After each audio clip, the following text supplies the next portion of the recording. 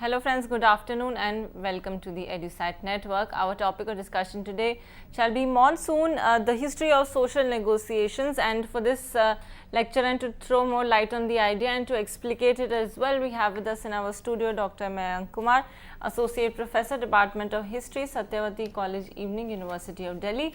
And with this very brief introduction, I welcome Sir to the studio. So thank you so much for coming. Thank you, Sir. Good afternoon to everybody. Today, this is July, so I thought let me talk on monsoon and history of social negotiations. The other reason why I wanted to talk on this topic when Urvashi asked me last month, simply because India is an agrarian economy, and even today we are highly dependent on monsoons. So why is it? I thought it will be appropriate if I begin with examining what is monsoon and then locating the social negotiations. Let me also confess that this is part of my longer series where I am talking on environmental history of India. As environmental historians, we are discussing various facets of environment, and monsoon is one of the very important facets which we need to discuss. Unfortunately, the way environmental history has developed in India is primarily in terms of the damaging impact of effect on environment, or pollution has been in the center figure, or displacement has been at the center. My concern as a medieval historian is to examine these negotiations, how society has been negotiating with environment. It is very important for us to understand that. Moreover, the way IPCC, Intergovernmental Panel on Climate Change, has been proposing patterns of climatic variability. So, we need to be prepared for various kinds of climatic variability, and if possible, is it possible for us to draw conclusions or inspirations or lessons from the past, how societies have been negotiating with the climatic variability. When I say climatic variability, I should also discuss that climatic variability should be seen in the long term. Monsoon has a very peculiar character, in a sense that variation in monsoon in a particular season is one aspect, but a prolonged variability in monsoon pattern is a different game altogether. Let me explain that. If there is if monsoon is delayed, then impact on agrarian cycle will be discussed later on. But if monsoon is not at all visible in Indian peninsula for 1 year, for 2 years, for 3 years, or for 3 years there is good monsoon, then a series of bad monsoons, a good monsoon, then series of bad monsoon, but that leads to increase in aridity, and that aridity has to be negotiated not only by the humans, but also by the flora and fauna. I am not competent to examine flora and fauna, but historians, scientists have been working on that. They have been using various kinds of archaeological remains, various kinds of carbon material to examine impact on flora and fauna. I will be briefly touching upon that, but that is not the focus of my lecture today.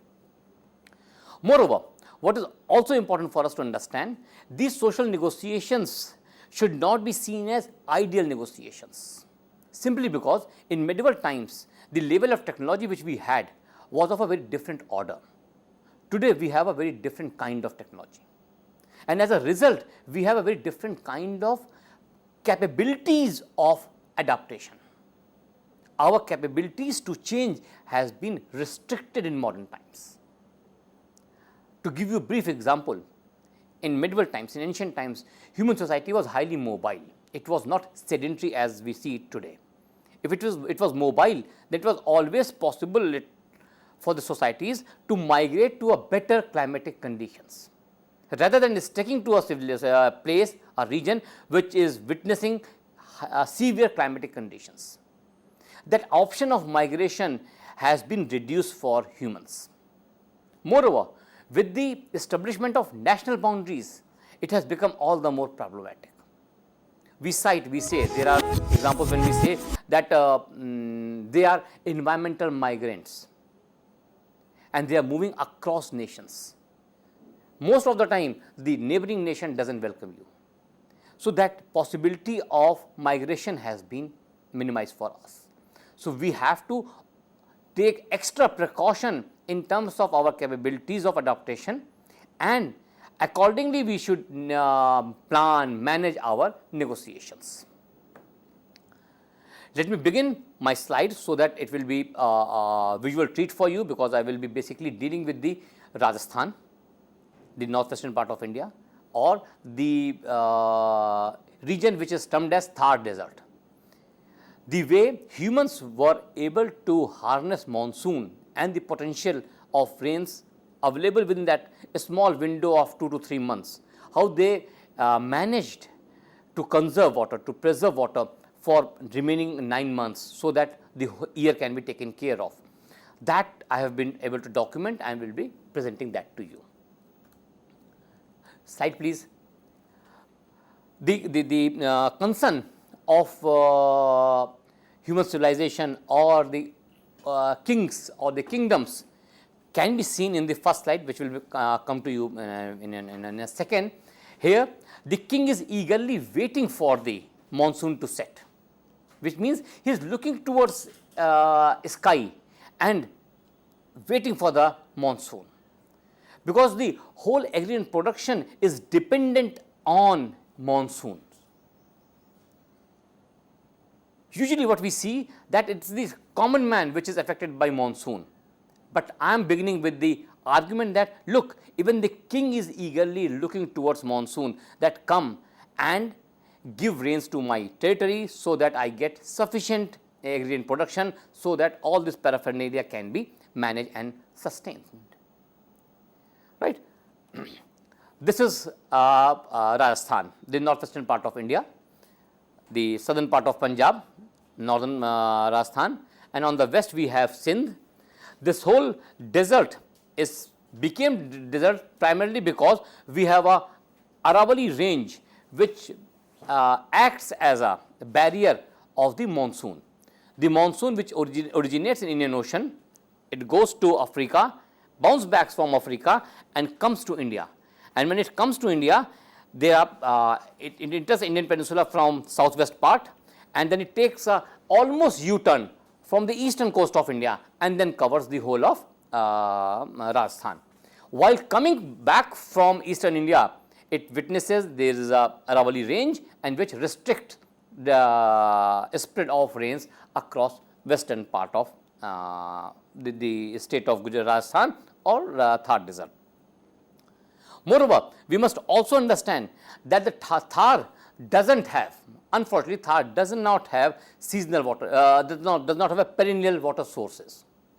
There is no snow-fed river in that region. Most of the rivers are seasonal water streams. If you can recall, we also have in that region our Sambhal Lake, the Pachmadra Lake, the Didwana Lake. All the 3 lakes are saltwater lakes, which means the groundwater in this region is primarily brackish, primarily salty.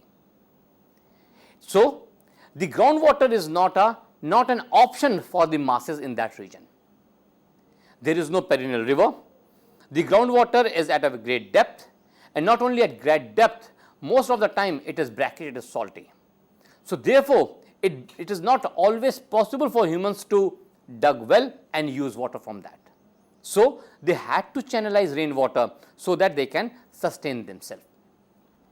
In that process, what they did, they were able to capture rainwater, and the mechanisms of capturing that rainwater is a history of social negotiations with the monsoon.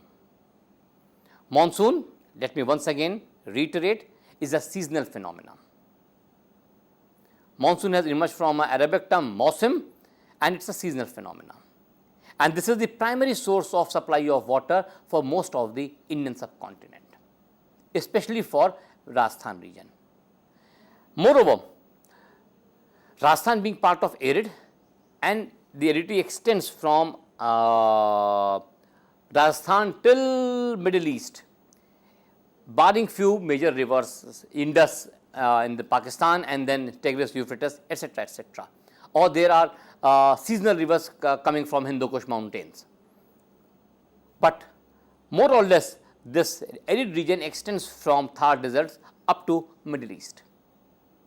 So, it had a very peculiar hot climatic conditions.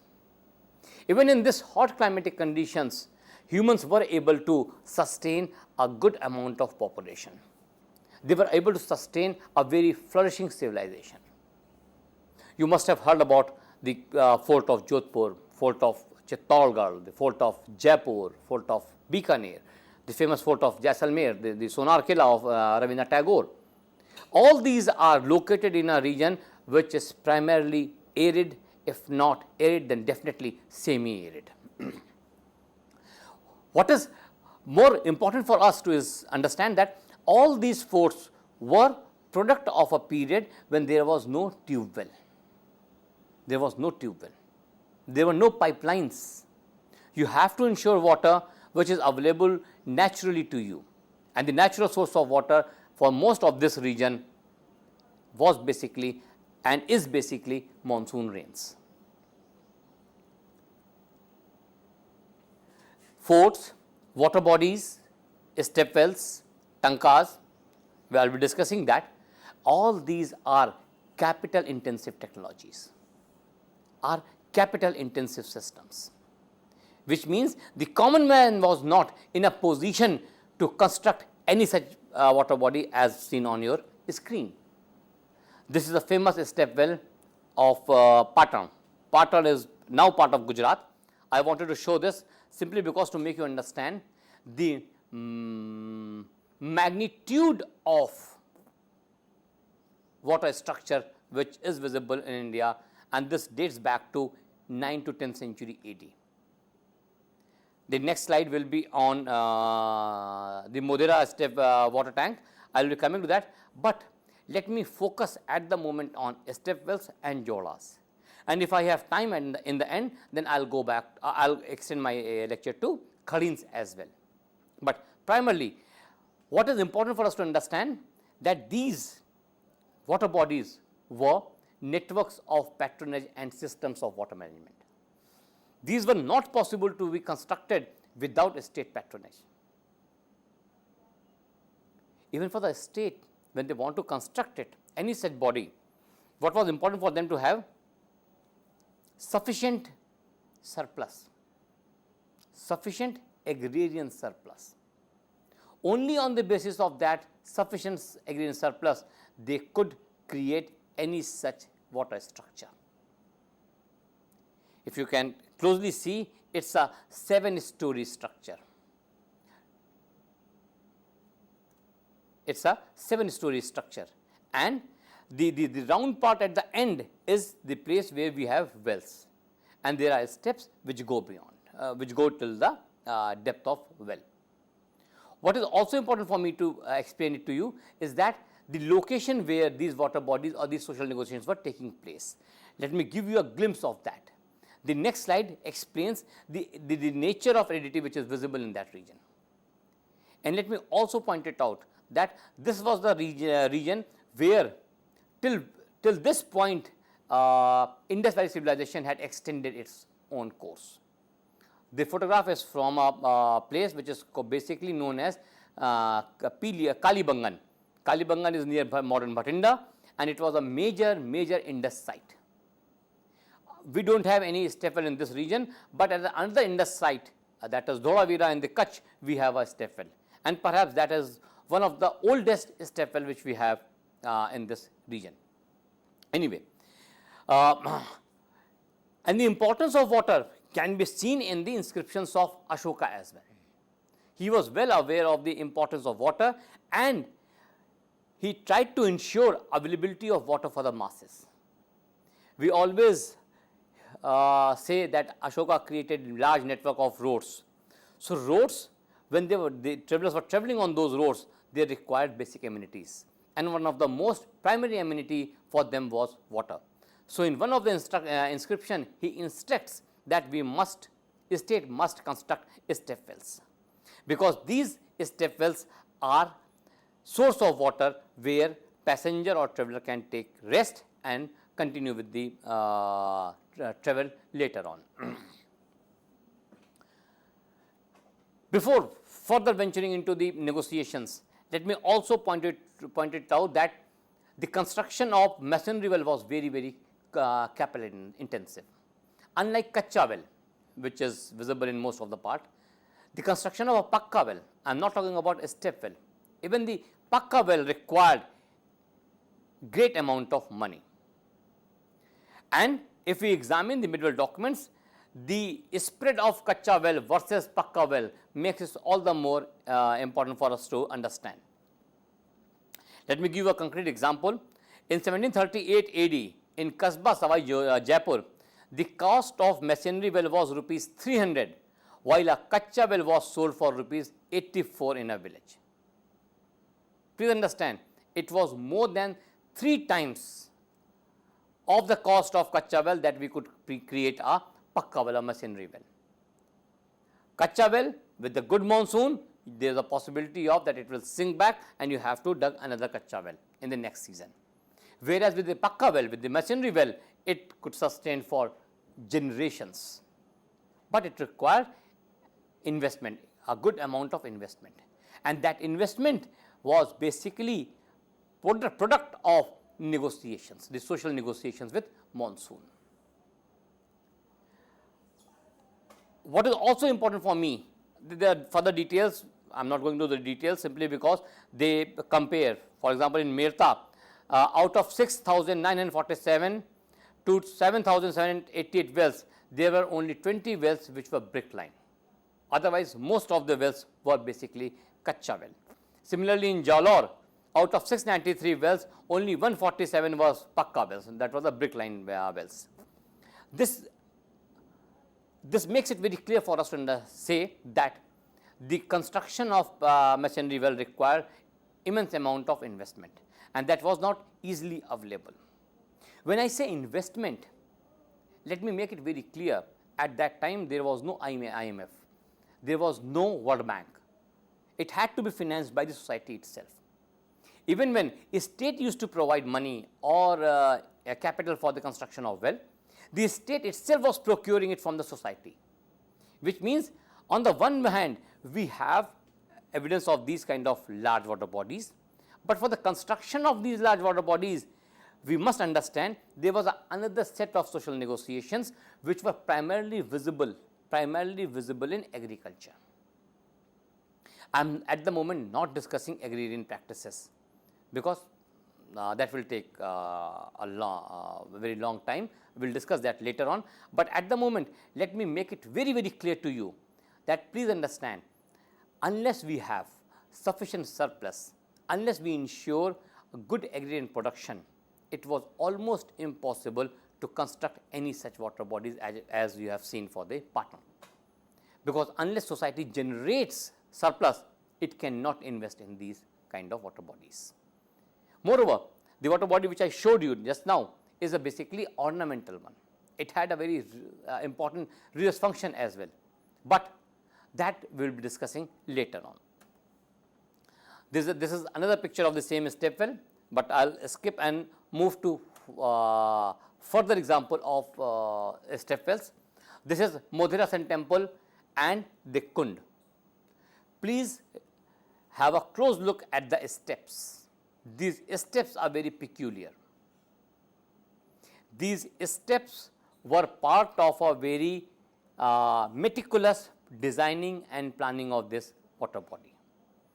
What they were aware of that with the construction of these kind of steps, they were reducing the horizontal expansion of or horizontal spread of this water body, because by constructing a step one after another, they would have been forced to create a very lengthy, very long approach.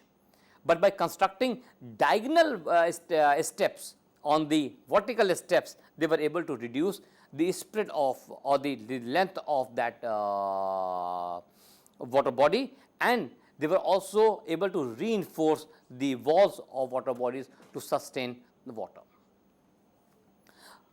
That was 7th, 8th century, 9th, 10th century AD, and this is 17th century. This is Shekhawati region, very close to Delhi. Look at the size of this water body. This stepwell is known as Gosain's stepwell. What is important for me to explain you here, that these water bodies were also functioning as resting place for the travelers. You can look at the verandas. These verandas offer very safe and very cool atmosphere during the hot summers of this region.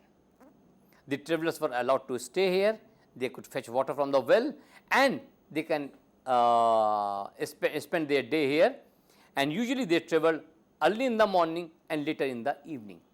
The daytime was usually spent in these kind of water bodies, and in most of the part of Rajasthan, these water bodies, you can witness the spread of these such water bodies. Most of the times these water bodies were open for the masses. However, to ensure maintenance of these kind of water bodies, we have witness of land grants associated with the water body, that this much amount of land is allotted to this water body.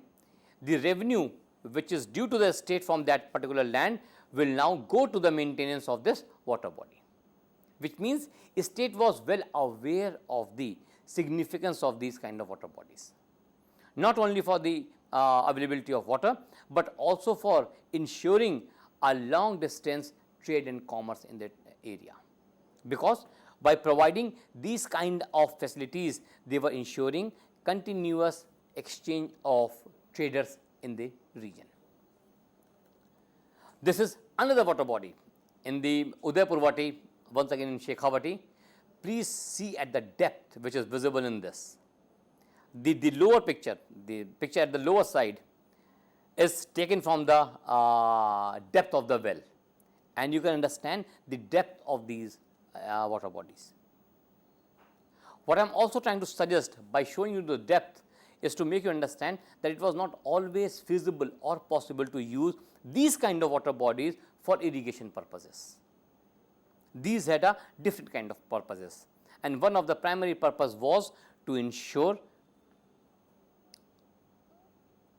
good lodging facilities for the travelers of that area. And usually around these water bodies, settlement also emerged, or in the old settlement they created this kind of water bodies so that the settlement can continue. If we see decline of water body, then you must understand that that will lead to migration of the population from that particular region. In 17th century, we have a classic manual for administrative purposes in Marwar state, Marwar Pargana Vigat, by the Diwan of that state, Munta Nancy.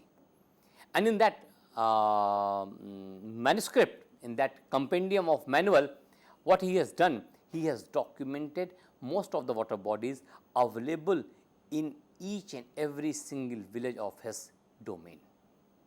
The Diwan ensured that the report should come to him that in each Pargana, in each villages, how many water bodies are there. Are they in working condition? If not, then is there any possibility of reviving that? And if there is no water body in the boundary of a village, from where the population is drawing water? From what well are they fetching water?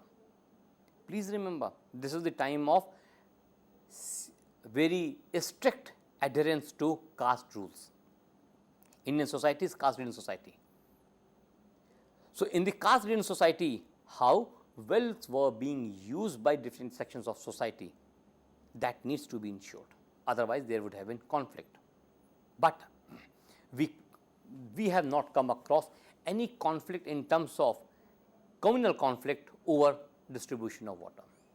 There is an inscription from 14th century Ajmer, which suggests that in the first half, Hindus will fetch water from the water bodies, and in the second half, the followers of Islam will fetch the water from the same water body.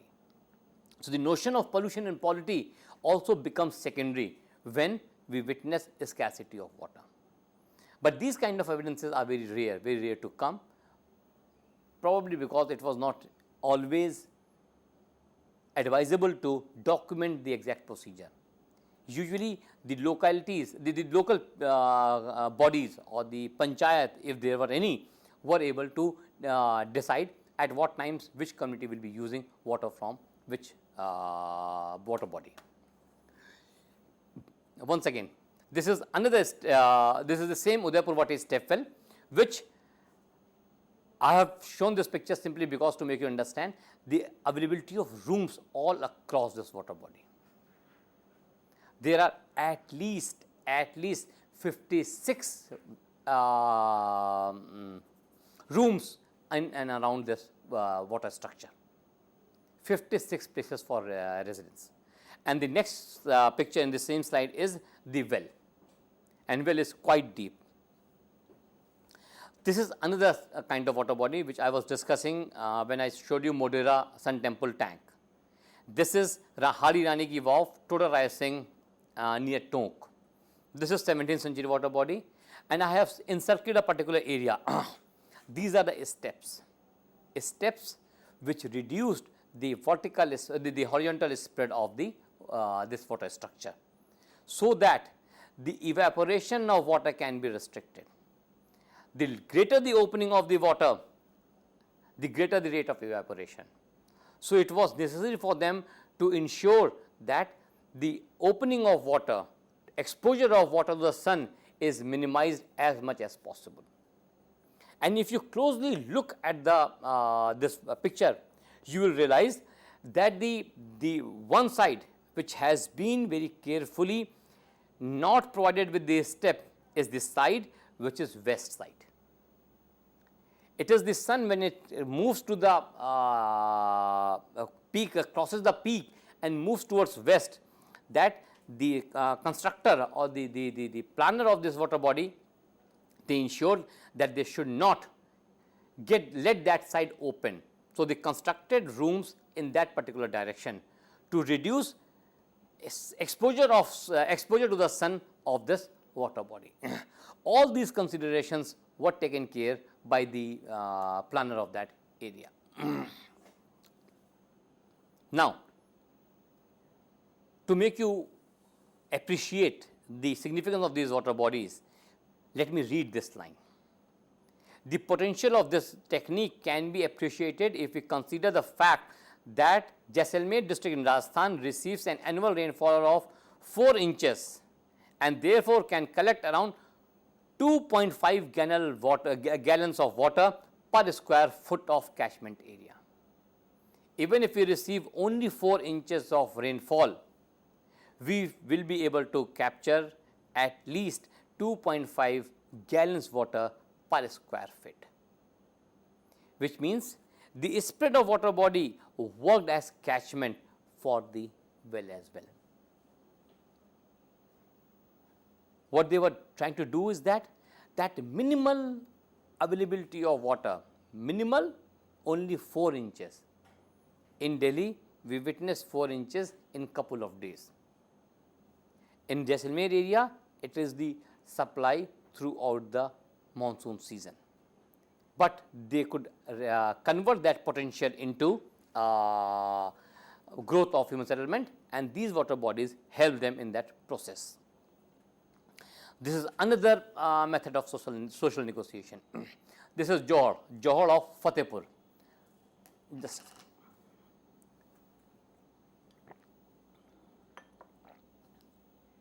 before I move to the encircled area, let me point it out that the base of this water body is pakka, is masonry.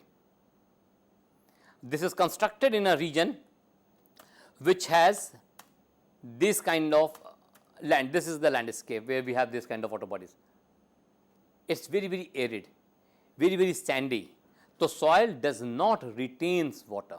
So, it was important for them to have the base masonry. Only when you have the base masonry, the water will not seep down. It will be accumulated here. Please understand the amount of investment which such water bodies required. Once again, let me remind, the average rainfall in this area is 4 to 10 inches throughout the monsoon season. So, they were able to create such a massive water body so that they have sufficient catchment at their disposal. But the base had to be of masonry one, otherwise water will seep down, because sand will not retain water. Unlike clay soil, where water can be retained, sand will not retain the water, it will percolate down and it will be difficult to retrieve.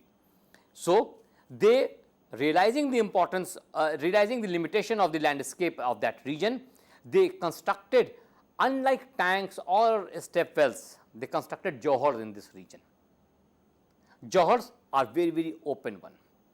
The next slide once again will make you understand how these social negotiations were taking care of adaptation to the climatic conditions or the climatic variability.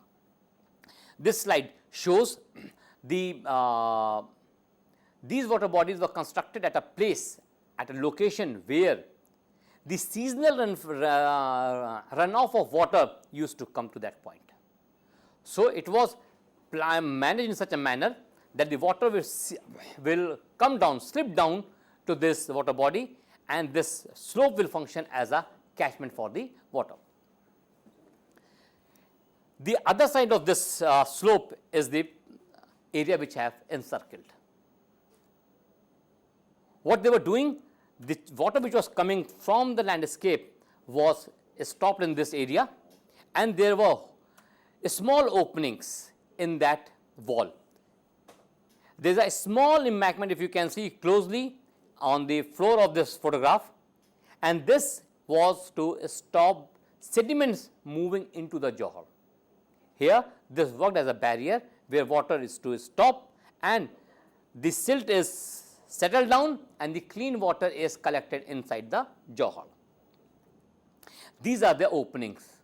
The other side of the opening which I have been showing into the Johar. This is the place from where the water is seeping into these Johars.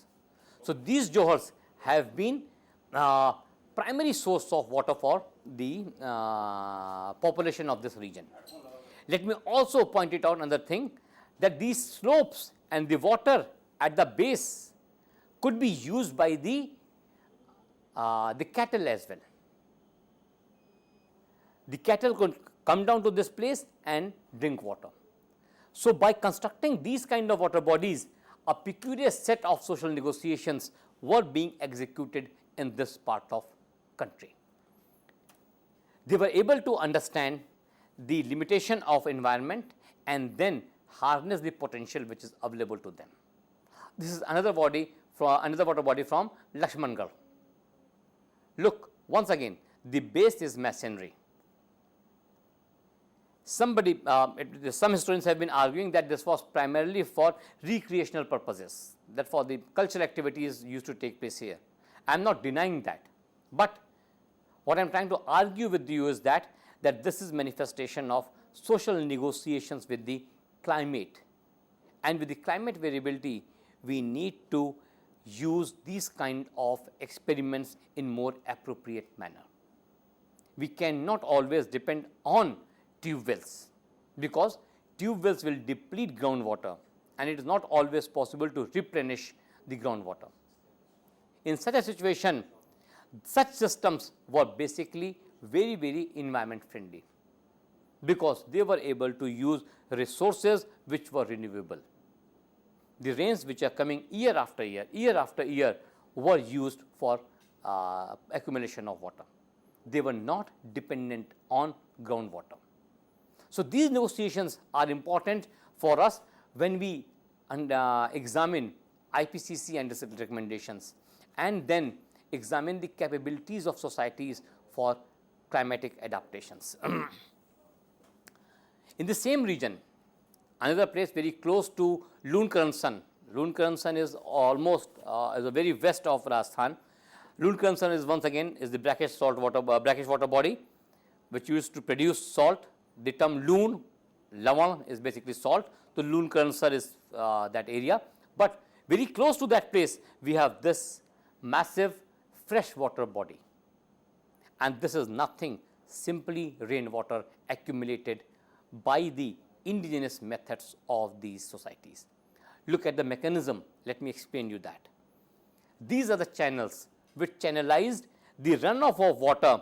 Before it seeps into the sand, it was channelized so that it can be accumulated in this water body. Similarly, this is the landscape, and they were using these gates to channelize with water which was coming from the neighboring areas, from a small hillocks, and this water body was constructed at a particular place where that runoff used to accumulate. So, they were able to read the topography of that region, and after reading the topography, soil conditions, character of soils, they were able to construct this kind of water bodies. I have been able to verify with the locals that once again the base of this water, this Johar of Kalu, is also masonry. It is not open, it is not soil beneath that. This is the other side of opening, that is western part, but this is southeastern part. So, they were trying to collect water from almost all the directions. The natural depression was converted by them into a massive water body in Kalu Churu region. This is another experiment, and very peculiar, important experiment. Within the large water bodies, they had small wells. These small wells were known as Beri, and the writing on the right corner is basically 17th century manual of Marwar Principality, Marwar Pargana Vigat. Even he was documenting prevalence of Beri in this region. The Beri is a well which is dug in the base of large water body. What happens that after rains, when water starts evaporating, by the time we come to March and April, this large water body is almost without water, and in such situations these wells within that water body are a good source of water for this region. They were able to harness the seepage of water in these structures. Remember, here the base is not masonry, base is basically clay soil, and in that clay soil they were able to dug berries, so that even in case of depletion of water in the larger water body, they can secure potable good water from these berries. What Nancy has written, that is very important for us to understand. He says talab mas 8 pani. For 8 months there is water in this talab, in this water tank, and pache mahe beriyan pive. After that, the society was drinking water from the berries, which means even state was aware that these larger talabs, the larger water tanks will become redundant as time passes after the monsoon, and then these berries will become important source of water in that region for them. There are epigraphical evidences of this social negotiations. I have chosen especially those inscriptions where the women folk have donated the water body. These women folk were basically part of elite class, no doubt, they were part of ruling class. But what I wanted to suggest is that in the social negotiation, even the females were actively participating, because in the society it was believed that by construction of massive or good water body will ensure continuous of settlement, which will reap them, which will give them blessings of the masses. If you construct a stepwell, it will survive for hundreds of years, and during that period every visitor who uses the stepwell will bless the family who has constructed that, which means it is not only the availability of water, it is also creation of a network of patronage, network of social give and take, not material give and take, social give and take between the ruling elite and the masses. it's an act of benevolence on the part of ruling elite, and thereby ensuring the allegiance of or the services of the common man. Most of the times these stepwells were constructed or sponsored by the ladies of ruling class in the memory of their brother, father, husband, son, etc., etc. But what is important for us to understand that even in 13th century, even in 11th century, the women were allowed to go for sponsor such kind of massive water systems. Who was constructing that? There is a debate on that, and there is a whole Shilp Shastra in Indian tradition which documents various mechanisms, how to construct, when to construct, what is the mechanism.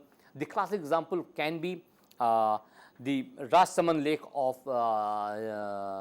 Udaipur area. It is a massive water body, massive water bodies. They were able to dam, stop water of a seasonal river, and they constructed a massive, massive water body. On the name of that water body, that region is now, that district is known as Rajsaman, and there is a massive eulogy of the king, the Raj Prashasti Raj of that area, the Chittor. That Raj Prashasti, that eulogy has descriptions of, details of under what conditions this will be constructed, who will be constructing that, what material is being used, what is the cost of it, how much time will it take, how much time it did really take, it really took. All these inscription, all this information is available. So those who are working on history of social negotiations can use that document as an important guideline. What is important for me as an environmental historian to understand the displacement which might have resulted due to blockage of that seasonal river. And on a closer examination, I could realize that they were careful enough to provide an outlet from the side so that the downstreams can sustain itself. The major water was retained in this water body, but from the sides there were openings for the water to flow down so that the downstream settlements on the seasonal river can sustain themselves. So these negotiations are very important for us to understand. Moreover, there was active participation of masses. This is an active transmission of knowledge of construction of these kind of water bodies, which means the society was prepared, was aware that we are living in an era which is climatically variable. If that is the situation, then we need to be very careful to teach our generation, to teach the coming generation the importance of social negotiations with monsoon. The recent past, it may be too early for me to comment on that, but let me hint at that. The recent past has witnessed change in monsoon pattern.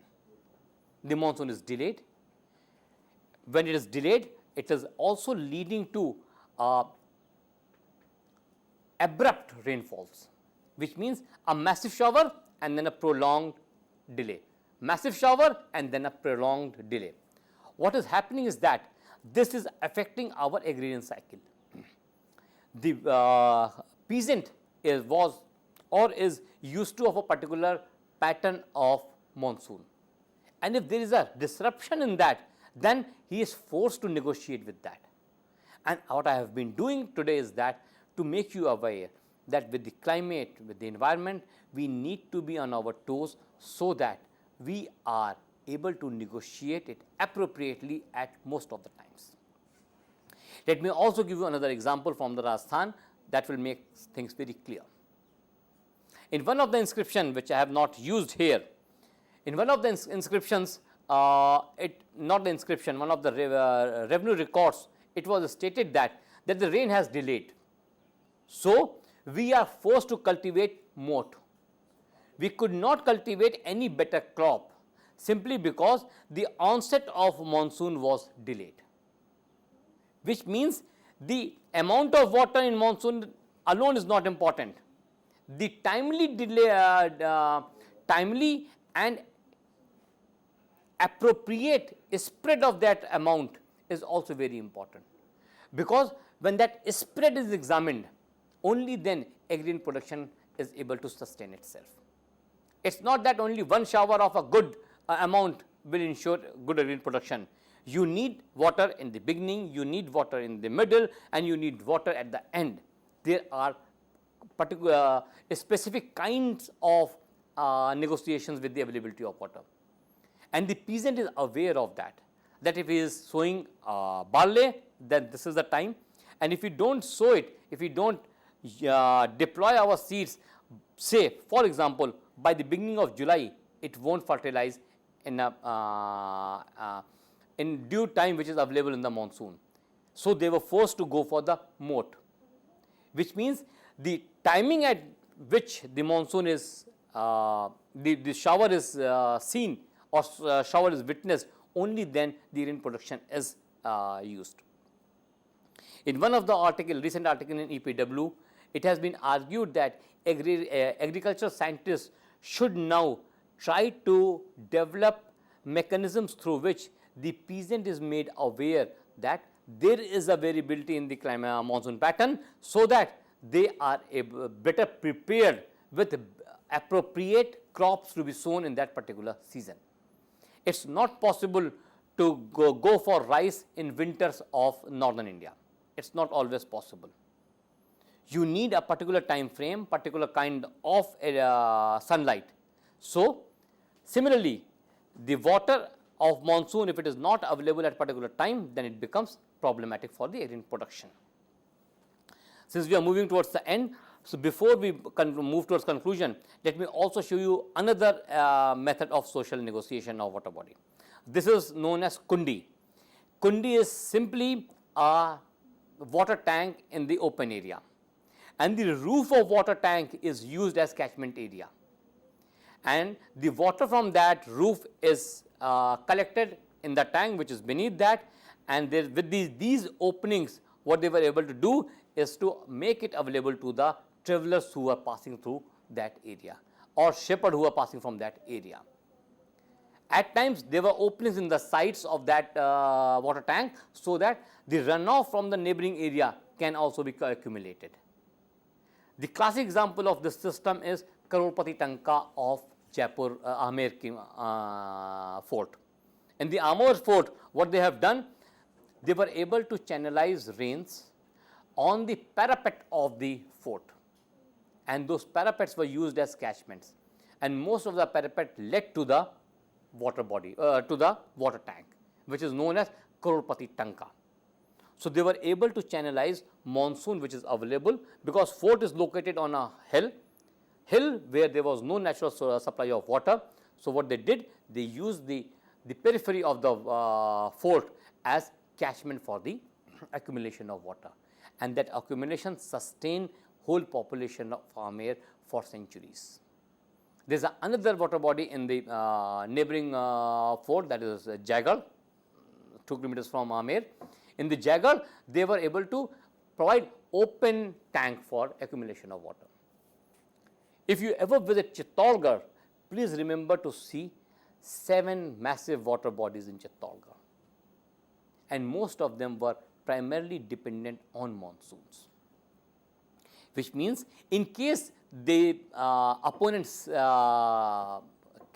surrounds you, then you are self-sufficient because the water is available within the fort. So, these social negotiations which we are today trying to promote in terms of water harvesting systems are part of our long tradition of social negotiations.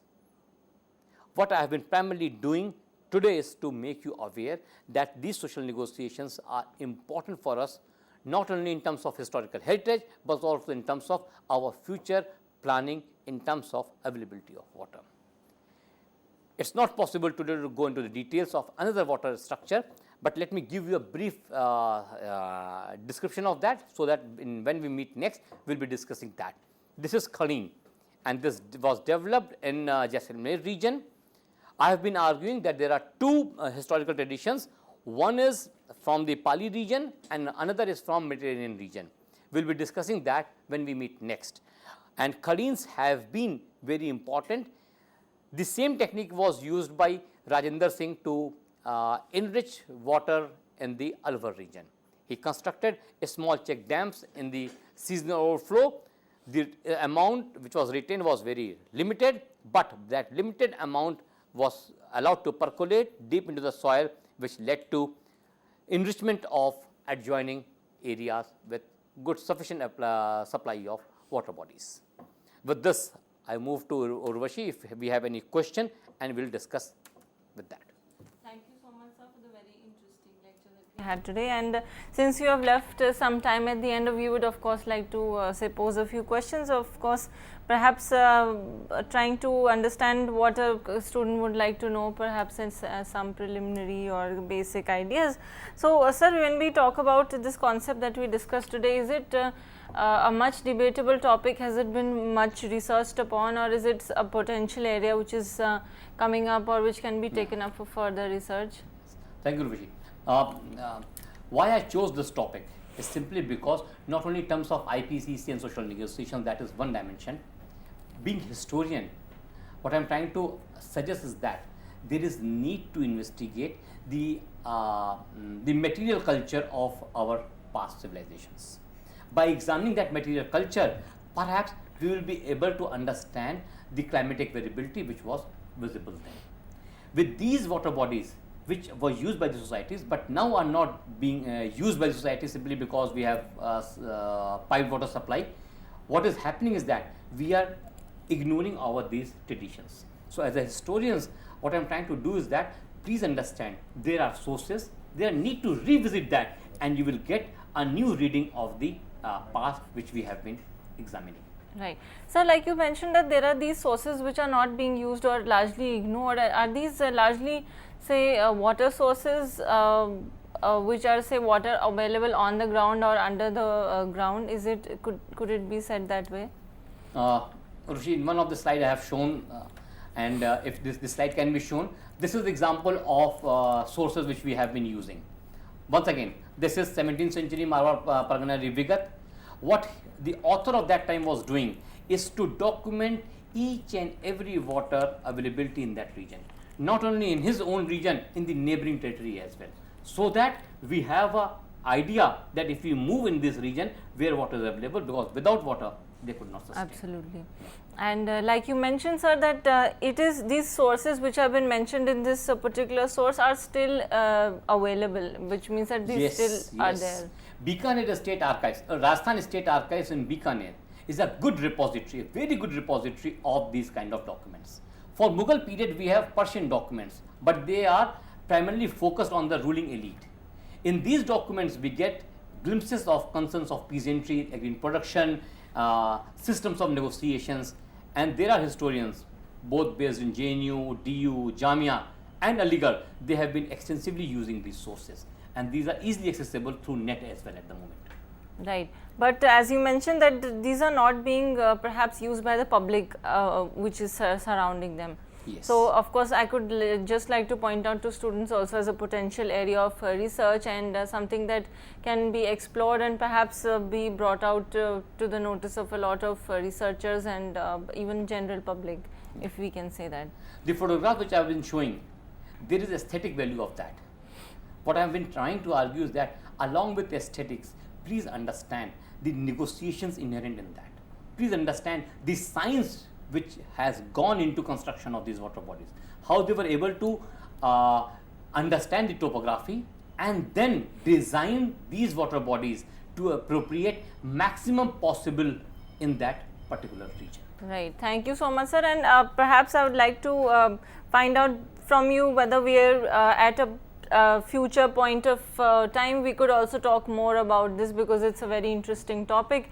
And in fact, I would like to request you that when we have you next in the studio, we would like to talk more about definitely I'll continue a similar with that. thing. Absolutely. Yes. Thank that you. I hinted in the last slide. I will be continuing with that when we meet next. Right. Thank you so much, sir. And again, thank you, viewers. Have a wonderful day ahead. Thank you for watching. Thank you very us. much. Have a nice day.